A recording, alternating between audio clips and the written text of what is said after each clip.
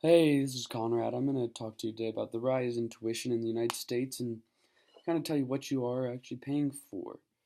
Just to kind of give you an idea, I'm going to talk about what could be done, what the factors that are influencing it, the primary factors are, and just how people are really being affected by it.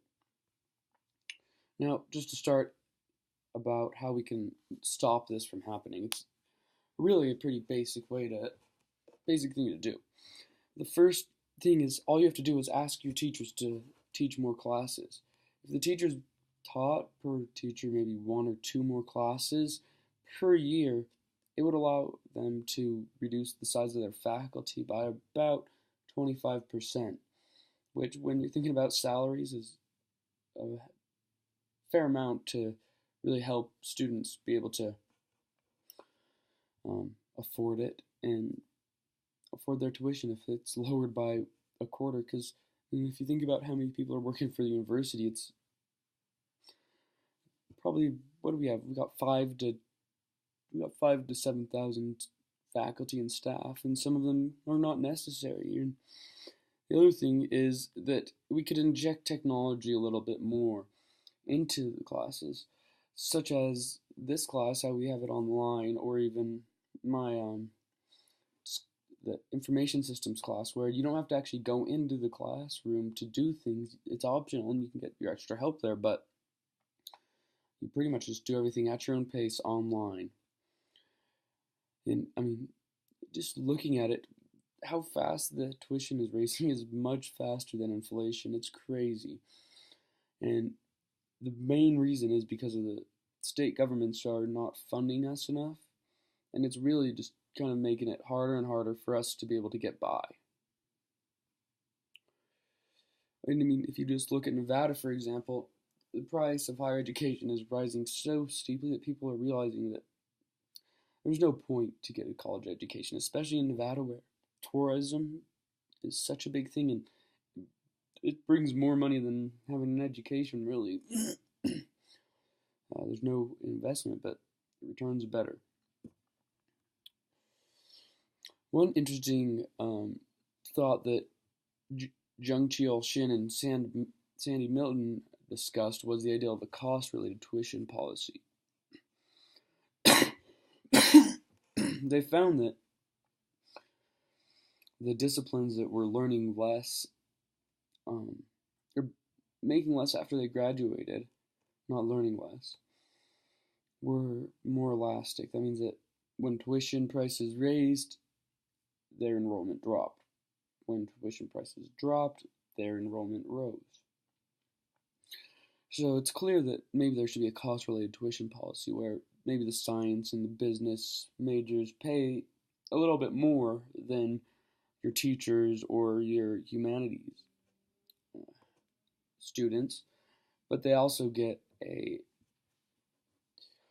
deducted, they get a better return on investment, and the resources they are using are much greater than the teachers or the humanities, because they've got to have these world-class buildings for them. They've got to have equipment that is specific to teaching certain disciplines, and everybody is paying for them, not just the people in these disciplines. And to be honest, it's an extremely socialized system that a lot of students don't know could be changed. And I think that this idea could be brought to light, and people would like it because it's much more capitalistic, and we're in America, so people want capitalism, not socialism. Otherwise, they would be in Europe.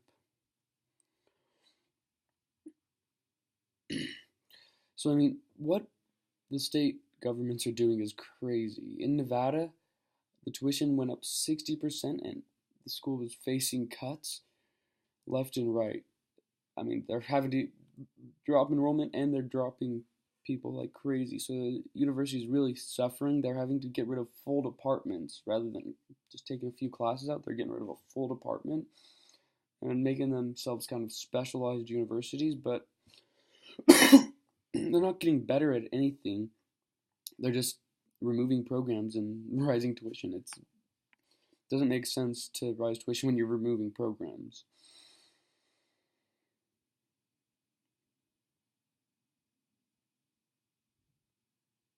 Another problem that we're kind of having is that students are paying for their teachers to do research. So the university is having this tuition go to um, paying the faculty and staff, but most of what the universities are doing is they're being used as research centers. So you're paying for people to research rather than teach you. People are not digging that. Um, the effects on the economy are huge. The biggest regret that most of these students have, because they're taking on loads of debt, is not graduating after 6 years, and it's not like partying too much or anything. The real thing they're regretting is not being prepared to deal with their loans and paying them back.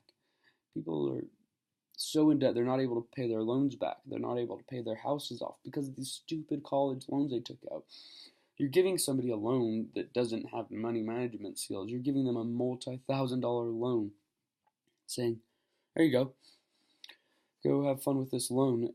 We won't raise interest at all until you graduate. But once you graduate, you are going to be paying a ridiculous um, graduation. You're going to be paying a ridiculous loan. Um, the debt owned per family in loans right now between the students and their families is $55,000 per family, and it's the second greatest um, debt that the United States has behind mortgages. There's $1 trillion in debt in the U.S. from college loans.